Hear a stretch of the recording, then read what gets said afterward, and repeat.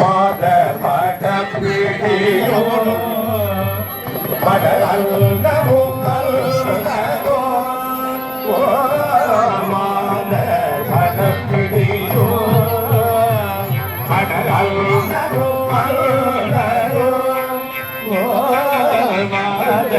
மடப்பிடியோ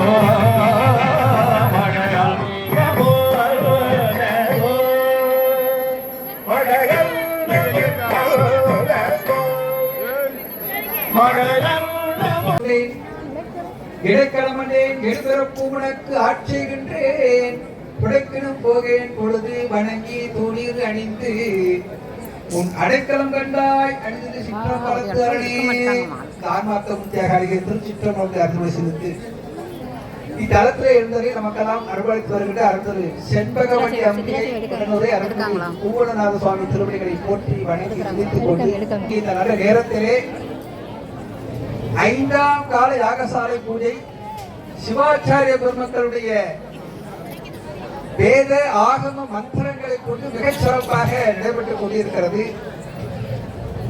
இந்த 6 கால யாகசாலை பூஜைகள் கும்பாபிஷேகம் இவைகளெல்லாம் மிகச் சிறப்பாக சர்வசாதமாக இருந்து நடத்தி கொண்டிருக்கக்கூடிய ரகு பரசுராமப்பட்டர் அவர்களும் அதே போன்று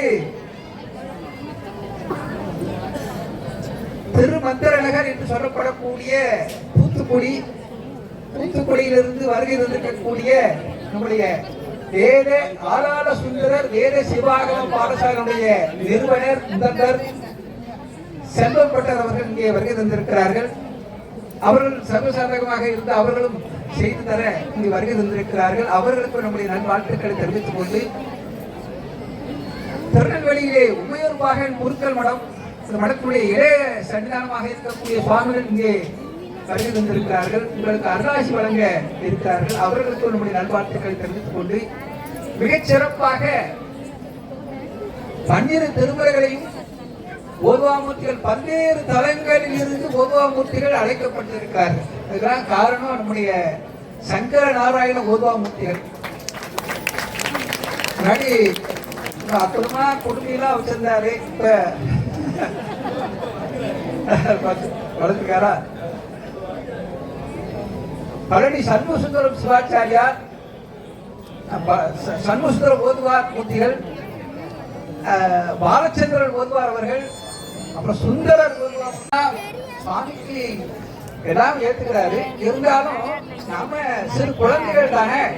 இப்போ சுவாமிகிட்ட இந்த குறைநிறைகளை எல்லாம் ஏற்றுக்கொண்டு இதற்கு அருள்பாலிக்க வேண்டும் என்று ஒரு அற்புதமாக எல்லாரும் அழைத்து, ஏன்னா முன்னொரு காலத்துல ஆலயங்களில் நாட்டியம் இப்படி எல்லா வகையிலும் ஓதுவாமூர்த்திகளுடைய திருமறைகள் எல்லாம் சிறப்பாக நடைபெற்றது. இப்ப கால சூழ்நிலை இருக்கிறது இல்லை. அப்ப அந்த குறைபாடுகளை எல்லாம் விசேஷமாக 6 கால யாகசாலை பூஜைகள் நடைபெற்றுக் கொண்டிருக்கிறது என்றால் கோவில்பட்டியின் மாநகரம் புண்ணியம் செய்த நகர். பொதுவாகவே திருநெல்வேலியில இருக்கக்கூடிய அடியார் மக்கள் அன்பர்கள் எல்லாரும் அவங்கதான் நெற்றியிலே திரிபுண்டரமாக குழைத்து திருநீரை பூசக்கூடியவர்கள் ஒரு காலத்தில் இருந்தது. ஆனால் அதையெல்லாம் தாண்டி இன்றைக்கு நிறைய அதிகமான அளவு உருத்திராக்க மாலைகளை அணிந்து கொண்டு சிவனடியார்களாக இருக்கக்கூடிய நகரம் கோவில்பட்டி மாநகரம். அதிலும் குறிப்பாக சித்தாந்தம் திருமுறை இவரையெல்லாம் கற்று தேர்ந்து இருக்கக்கூடியவர்கள் இருக்கிற எல்லாருமே பல்வேறு சமுதாயத்தை சார்ந்தவர்களாக இருந்தாலும் எல்லாரும் சிவபக்தியோடு அந்த முறையோடு அது சிறப்பான ஒரு வழிபாடு வரக்கூடிய. அதனாலதான் நம்முடைய மாணிக்க வாசக சுவாமிகள் மாணிக்க வாசகர் சபை என்று ஒரு சபை ஏற்படுத்தி 12 திருமுறை மாநாடு வருஷத்தோடு நடத்திட்டு இருக்காங்க.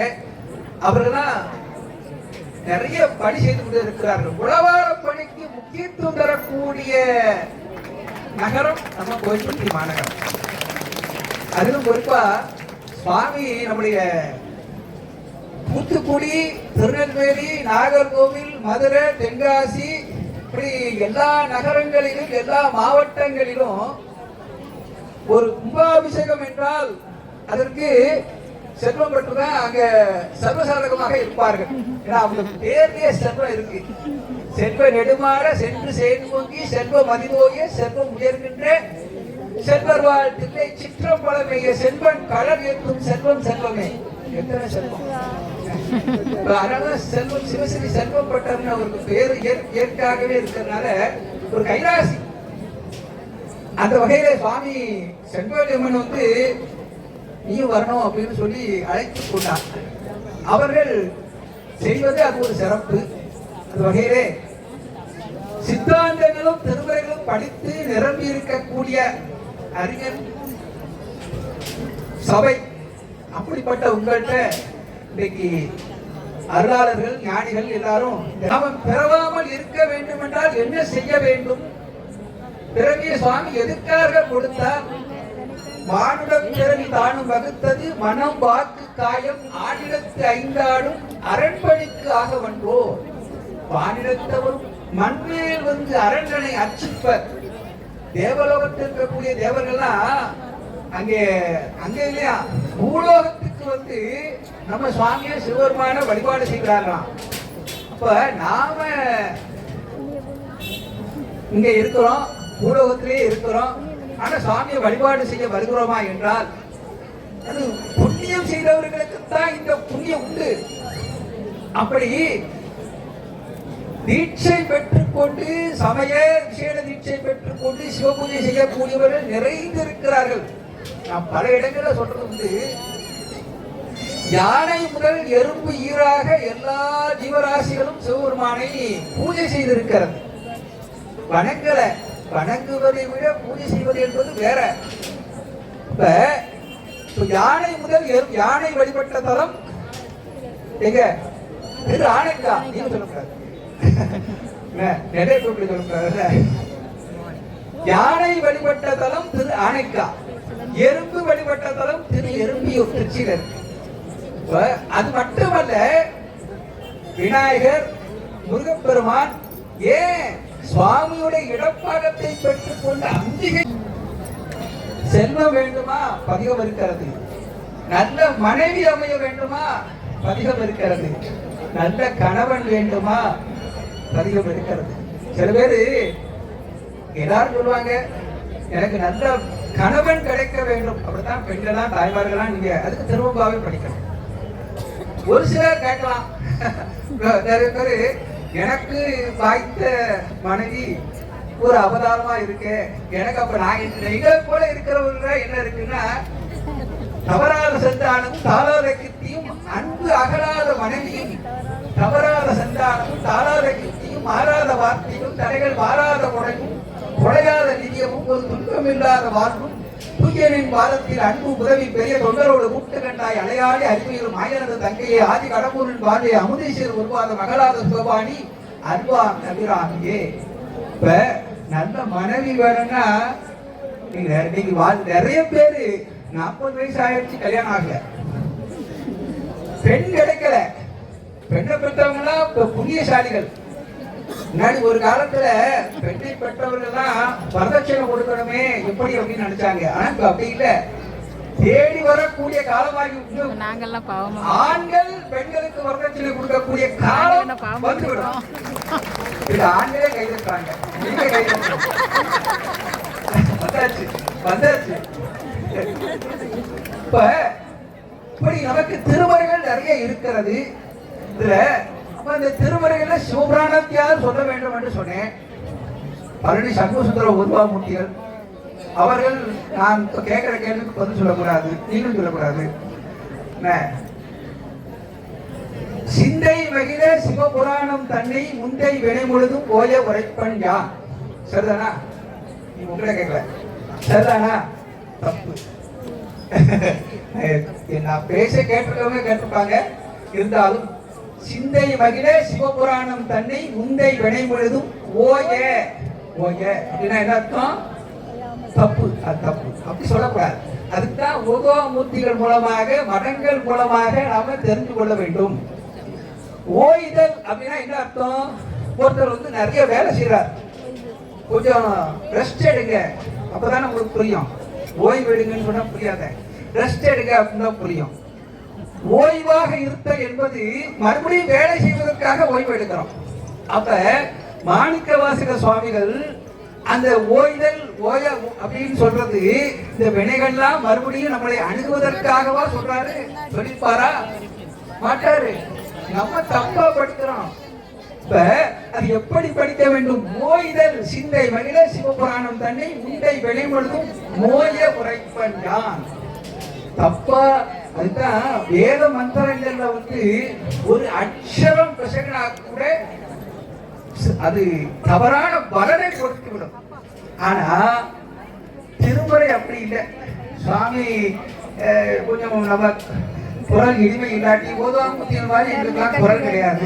இருந்தாலும் ஏன்னா நல்ல குரல் வளம் வேண்டும் என்றால் சென்ற பிறவியில் தேனால் சுவாமிக்கு அபிஷேகம் பண்ணியிருந்தா தான் இந்த பிறவியில் நல்ல குரல் வளம் கிடைக்கும். அது உங்களுக்கெல்லாம் கிடைச்சிருக்கு. இப்ப இந்த மோயே அப்படின்னா அப்படிதான் நம்ம படிக்கணும். படித்தால் மோய்தல் என்றால் என்ன? முற்றிலும் விலகக்கூடியது, முற்றிலும் சுத்தமா நமக்கு சுவாமி வினைகளை புறத்தை நீக்கி விடுகிறார். இதை விட நமக்கு என்ன வேணும்? ஒரு கும்பாபிஷேகத்தில் வந்து கலந்து கொண்டால் 12 ஆண்டுகள் வழிபட்ட புண்ணியத்தை கிடைக்கும் என்று சொல்லப்பட்டிருக்கிறது என்றால், இங்கெல்லாம் நாளைய தினம் அதிகாலையிலே கும்பாபிஷேகம் லக்னம் அமைக்கப்பட்டிருக்கிறது. மிகச் சிறப்பாக திருப்பணிகள் செய்யப்பட்டிருக்கிறது. ராஜகோபுரத்தை பார்த்தோன்னா பார்த்து கொண்டே இருக்கலாம். கோயில்பட்டி கோவில் வந்து அப்படி ஒரு சிறப்பு வாய்ந்தது. ஒரு சிறு குப்பை கூட இங்க இருக்காது. அந்த அளவுக்கு தூய்மையாக பராமரிக்கப்படுகிறது. அதிலும் குறிப்பாக நம்முடைய கும்பாபிஷேக அழைப்பில் எடுத்து வந்த மாரியப்பன் அலுவலர், மாரியப்பன் தானே? ஆமா. அவர் வந்து சொல்ற போது நான் அவங்ககிட்ட சொன்னேன், ஓப்பன் மைக்ல சொல்லக்கூடாது, இருந்தாலும் சொல்லிடுறேன். ஒரு கோயில்ல காலையில கும்பாபிஷேகம் 6 மணிக்கு வச்சுப்போம். 5 மணி அளவில் தோரணங்களை எல்லாம் கட்டி தொண்டர்கள் உழவாரப்பணி அன்பர்கள் எல்லாரும் தோரணங்களை எல்லாம் கட்டி அத்துணை உழவாரப்பணி செய்துட்டு வீட்டுல போய் ஸ்நானம் பண்ணிட்டு திருநீர் இட்டுட்டு வரணும்னு போயிட்டு திரும்பி வந்தாங்க. காவல்துறை பாசம் தான் உள்ள வாங்க அப்படின்ட்டாங்க. ஒன்றும் பேச முடியல. நான் நேற்று 5 மணி வரைக்கும் நான் தொண்டு செஞ்சிருக்கேன், அதெல்லாம் எனக்கு தெரியாது. அவர்கிட்ட சொன்னேன், இந்த மாதிரியான சில இடர்பாடுகள் இருக்கிறது, நீங்க இருக்கு அப்படின்னா அடியார்களுக்கு துன்பம் வராதபடி நீங்க எங்களுக்கு செய்து கொடுக்க வேண்டும் என்று கேட்டுக்கொண்டேன். அவர் ஆனா அதுக்கு முன்னாடி என்ன சொல்றாரு தெரியுமா? சாமி, இது எங்களுக்கு நிறைய அனுபவம் இருக்கு. ஏன்னா 3 வருஷமா 3 கும்பாபிஷேகமாக இந்த ரேவதி நட்சத்திரத்துலதான் கும்பாபிஷேகம் நடைபெறுகிறது. நான் 2 கும்பாபிஷேகம் பார்த்திருக்கிறேன். அதனால அடியார்களுக்கு எந்த துன்பமும் இல்லாத வகையில் அந்த ஏற்பாடுகளை செய்திருக்கிறோம் என்று சொன்னார்கள் என்றால், இந்து சமய அறநிலையத்துறை சார்ந்த அத்தனை அதிகாரிகளுக்கும் நம்முடைய நல்வாழ்த்துக்களை இந்த நேரத்தில் தெரிவித்துக் கொண்டு, ஏன்னா கும்பாபிஷேகம் யாருக்காக நடக்கு? சுவாமிக்காக நடந்தாலும் பக்தர்களுக்காக நடக்கு. எல்லாரும் ஆனா நீங்களும் கொஞ்சம் கட்டுப்பாட்டோடு இருக்க, நான் அதையும் சொன்னேன். பக்தர்களாக இருக்கக்கூடிய நம்மிடமும் ஒரு கட்டுப்பாடு இருக்க வேண்டும், வரிசையாக வர வேண்டும். மூலஸ்தானத்தை நாளைக்கு தான் கும்பிடணும்னு கிடையாது. அதுக்காகத்தான் சூழலிங்கம் அப்படின்னா வச்சிருக்காங்க. அதனால பக்தியோடு நாளைக்கு வாங்க, தரிசனம் செய்யுங்கள் என்று கேட்டுக்கொண்டு மிகச் சிறப்பாக கும்பாபிஷேகம் நடைபெற இருக்கிறது. நீண்ட நேரம் எடுத்துக்கொண்டே நம்முடைய சுவாமிகள் நிறைய பேசுவாங்க.